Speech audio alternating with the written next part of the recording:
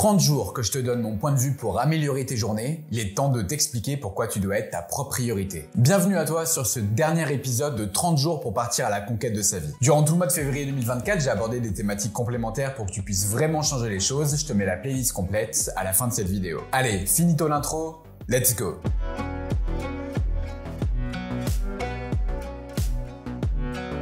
Avant de commencer, je me présente à toi rapidement. Je m'appelle Pierre, j'ai 28 ans et je travaille personnellement depuis plusieurs années sur toutes les thématiques autour de l'amélioration de sa vie. C'est pour cette raison que j'ai décidé d'en faire une grosse partie de mon activité professionnelle et aussi de créer cette chaîne YouTube. Je reviens à la thématique de cet ultime épisode.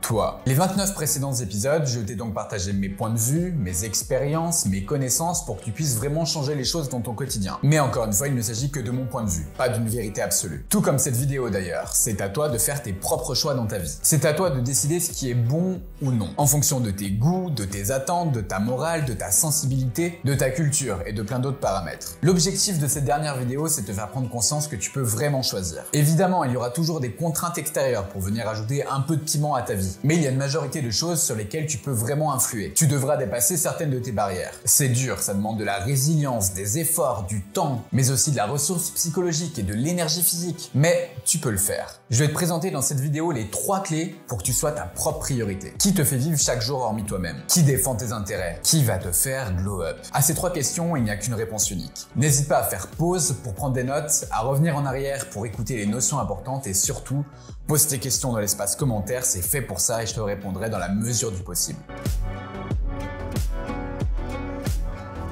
Pourquoi ton cœur bat chaque matin? Pourquoi chaque jour tu te lèves avec une certaine force? Pourquoi tu es en vie pour passer des moments géniaux avec les personnes que t'aimes? Parce que depuis le nombre d'années que tu existes, tu te fais vivre. Évidemment, enfant, ce sont les adultes qui t'élèvent, qui t'apprennent à faire du mieux possible. Mais à partir de ta naissance, tu as déjà un instinct de survie qui se développe. Tu sais quand tu as faim, tu sais quand tu as soif, tu perçois le danger potentiel autour de toi aussi. Tu développes tout ça au fil du temps. En grandissant, tu testes tes limites. Peut-être que parfois tu as abusé sur l'alcool, la bouffe et sur d'autres substances illicites potentiellement. Peut-être même que tu cherches à te faire peur. Et après tout, c'est normal. Le jour où ça devient problématique, c'est quand la balance bénéfice-risque est clairement du côté risque. Hormis dans certains cas où une seule fois suffit à plonger ton existence dans quelque chose de sombre, ce sont les habitudes négatives sur le moyen long terme qui vont vraiment te dégommer. Sauf que parfois voilà, on est influencé par le marketing, par notre société, par l'entourage. Mais à la fin, c'est toi qui payes les conséquences sur ton corps, pas les autres. Pendant des années, étudiant, j'ai parfois oublié que j'étais la seule personne qui me faisait vivre. Pour entretenir une vie sociale, j'ai eu tendance à enchaîner les soirées et développer parfois d'autres mauvaises habitudes. Mon poids a grimpé, comme les instants hors du temps. Si je n'avais pas repris le contrôle entre-temps, je serais peut-être aujourd'hui dans un très mauvais état de santé. Tu es la seule personne qui te fait vivre. Tu es la seule personne qui doit faire ses choix pour prendre soin de son corps. Parce qu'encore une fois, même si aujourd'hui ta santé est là, ce sont les habitudes sur le long terme qui finissent par dicter leurs lois. Que ces habitudes soient positives ou négatives. Alors pense à toi, donne-toi toutes les chances. Tu mérites d'avoir le corps que tu souhaites, tant sur l'aspect physique que sur l'aspect médical.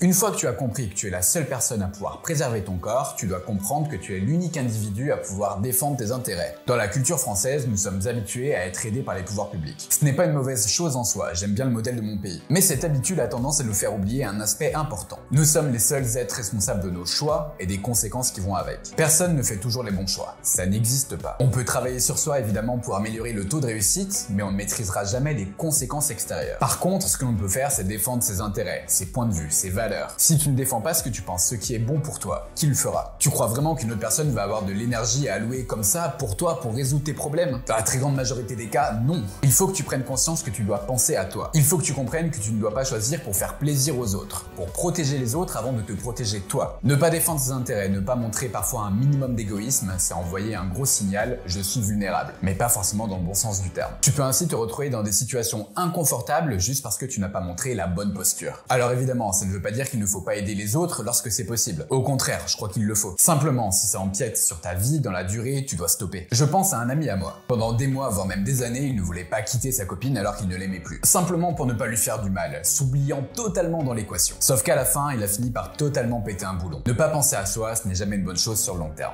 En parlant de défendre ses intérêts, c'est à mon tour de le faire. Je te propose un contenu gratuitement qui me prend plusieurs heures de préparation. Le meilleur moyen pour toi de me remercier, c'est de liker cette vidéo. Si tu es toujours là, c'est que tu me trouves pertinent. Alors un grand merci à toi. Bref, pense à défendre tes intérêts. C'est le meilleur moyen d'agir en responsabilité et de tout faire pour clairement améliorer sa vie.